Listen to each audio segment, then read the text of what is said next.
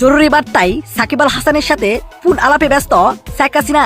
সাকিব আল হাসানকে কি এমন আলোচনা করলেন ফোন আলাপে শেখ হাসিনা? Viral video.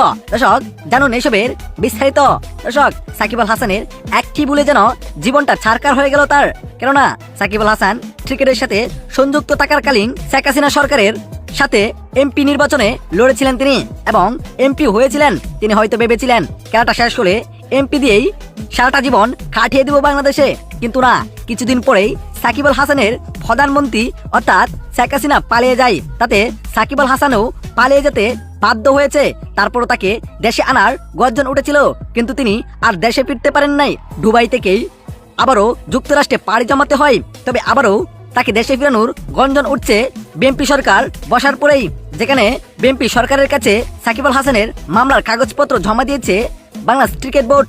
এদিকে সাকিব আল হাসানকে ফিরানোর গর্জন শোনার পর সাকিব আল হাসানকে জরুরি বার্তায় কল করেছেন শেখ হাসিনা। ভাইরাল ভিডিওটি।